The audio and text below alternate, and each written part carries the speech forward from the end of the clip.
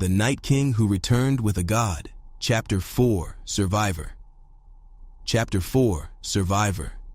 Leon Dragonia. Lionheart, the third survivor of the Black Gate in 13 years, has left the Hunters Association and the government in a dilemma. Survivors are extremely rare otherworlders from beyond the gate. They live in different cultures and environments, some of which are oppressive or hostile to Earthlings. There are war heroes sealed in ice walls, and vampires who live for eternity, and also descendants of dragons and dwarves who dug underground tunnels and defended fortresses. Not all of them were easy opponents, and each had their own stubbornness, but they tended to be content to accept that their world had ended and to be treated as survivors. Government's policies toward survivors are the same. Bring them in somehow. If they can't join the government, resettle them within the country. As survivors of a destroyed world, many were highly skilled in combat, and all had something special to offer. Of course, not all survivors were accepted. Some of the survivors had values that were unacceptable to the current human civilization. The newest survivor among them, Leon, was the type of person they didn't really know how to deal with. What do we do? Do we learn court etiquette or something? I've seen some historical dramas. Kim Jin-soo and Ha-ri looked at the survivor and benefactor of their rescue with a confused expression. Leon Dragonia Lionheart claims to be the king of the Lionheart Kingdom, and an agent of the gods, a demigod, and an honorable knight. He appears to be a strictly hierarchical figure, as he speaks and acts like a noble. He refuses to eat seollyeongtang and kimchi, saying they are commoners' food. Although he was briefly interested in jjajangmyeon, he refused to eat it, saying it was a lowly dish with ugly soup splashes. They suggested chicken, but he also refused because it's eaten with the hands. He's like a real noble. Yeah, he rejected Earth's food as the food of the common people just by looking at it. As a result, food had to be shipped in from the finest restaurants in the vicinity. Ha-ri, you go first. Me? I don't know etiquette, but he seems to like you a bit. He even complimented you. All he said was that I was brave. Ha-ri was brought in to deal with this demanding survivor because of the favorable attention she received from Leon in the gate. Ugh. Ha-ri cautiously approaches Leon, who is gracefully slicing the finest T-bone steak and sipping a 93 red wine. Your Majesty, may I join you while you dine? The swordsman of the hour, sit down. After not being immediately ejected, Ha-ri sighed softly and clenched her fist against the magic mirror for a moment. She was sure her colleagues on the other side were cheering her on. Your Majesty, how do you like your meal? Not bad. The chef put a lot of work into it. I'm so glad you liked it. We committed a mortal sin by serving you dishonorable food. I think you misunderstood. What I've been pointing out to you is the way you've been treating this king. And what does your Majesty mean by that? When royalty meets with representatives of other nations, they should be treated with dignity. It's part of your nation's character. Is that so? Commoners eat as much food as they can carry. They are not so spoiled as to withhold food on the battlefield. But when you stand in front of your men representing the will of the state, you are expected to show them the proper honor. In other words, the food wasn't the reason for his behavior. Ha-ri honestly wonders if he shouldn't just eat it, but when she thought about it, he was right. Their country wouldn't serve McDonald's Big Macs to a visiting head of state. I see. I apologize for my rudeness due to my short learning curve. Never mind. By the way, what was your name again? Yes, Ha-ri. Leon watched as Ha-ri mimicked the clumsy historical drama's behavior and didn't tell her to relax. After all, royalty doesn't take kindly to commoners. I have heard stories of this world. Despite his frustration with the investigators, Leon was diligent in gathering information about this world. The investigators tried to explain as much as they could about the planet and its situation, so Leon had some information. Apparently, this place is under some sort of invasion. Gates also appeared in my world too. Is that so? Gates were a common thread in the survivors' eyewitness accounts. Demons, those particular creatures, also haunt this planet, don't they? Yes, they do. Ha-ri had one mission.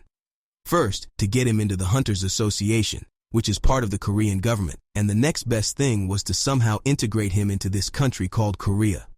The appearance of a survivor always attracts the attention of governments, and they'll do anything to integrate him into their ranks. In the 21st century, scouting for survivors is at the center of international espionage. Leon's value as a survivor goes without saying, and his combat prowess was already proven by several association employees. The problem is his insistence on a high-status system and his idiosyncrasies, but he's not that incomprehensible when you actually talk to him. Above all, this person has a strong sense of their own worth. Adopting a high-pressure posture with a stranger from another world is a sign of confidence. Among the survivors, there was a tendency to bend to a certain extent to deal with the nations. They can't defeat a nation as a single person, and they know instinctively that there's no good in turning the nation against them. But this man, Leon, is the epitome of pride and self-respect. He boldly demands what he doesn't know, and insists that what he needs be given to him immediately, and since he's the last of the noble class, so he's bound to be imposing in his dealings with everyone. I beg your pardon, Your Majesty, but if it pleases you, the government of the Republic of Korea will accept your position. What does that mean? Ha-ri slowly laid out the options for him. Become a hunter for the country, or settle down and find another path. Either way, the society would provide support for the survivor, especially if he became a hunter for the country, emphasizing that the support would be enormous. The higher-ups in the organization don't know about Leon's value yet, but once they do, they'll be happy to bring him to Korea. This place is being invaded by evil races, and as an honorable knight, I must fight back. As long as I am settled in your world, I'm obligated to go to the battlefield. I see. Ha-ri's face brightened. He had more sense than I thought, didn't he? Many of the survivors had refused to enter the gates, either because of the demons or because of the gate. They said they had no obligation to get involved in another world's fight. Yet they took every cent of the survivor resettlement money they could get. At least this one didn't seem to be that unscrupulous. Then, if you join our Hunters Association? No, a king cannot enter in the army of another king. Huh? What does that mean? Ha-ri looked puzzled. In his own mind, Leon didn't think it was in his best interest to join the government. But if he was saying that, didn't that mean he would also refuse to join another hunter's guild? I'll establish a new order of knights in this world.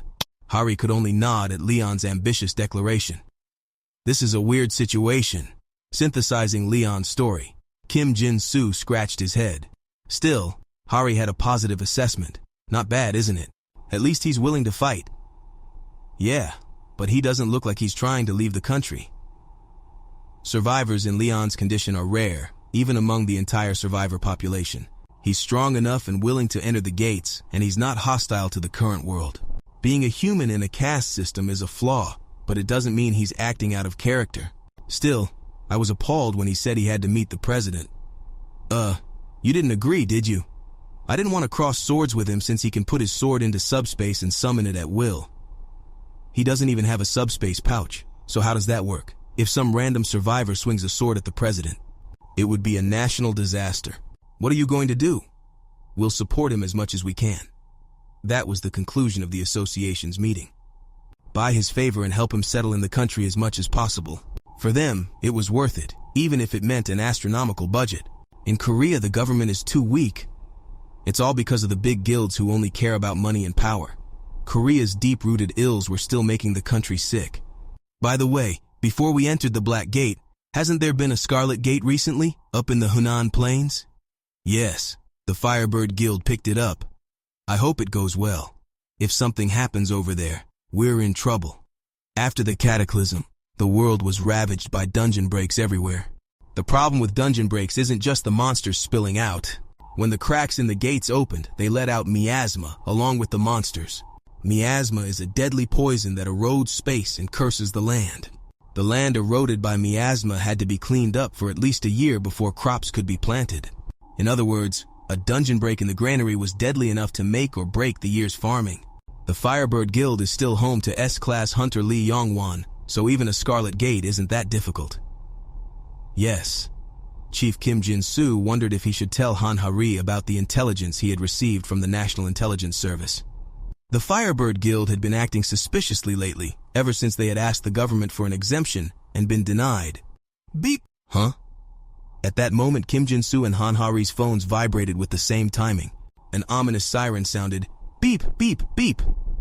Hunan Plain Gate dungeon break, all active employees stand by.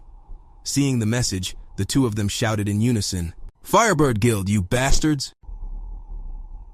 They must have thought that being behind the magic mirror wouldn't make them inaudible, but Leon had a clear grasp of the sound from beyond. His blessed body was already beyond human flesh, and he was a living saint. In other words, a demigod. They're in trouble. It wasn't the dungeon break that was the problem. It was the fact that the dungeon break happened in the granary. Apparently, when a dungeon break occurs, the land becomes contaminated and crops don't grow. I guess they're not here. With that, Leon was convinced that it was absent from the earth. Bad harvests and bad years are a sure sign. Demira, are you good? He asked the goddess hidden in my heart. Here she gladly responded to the agent of the pantheon.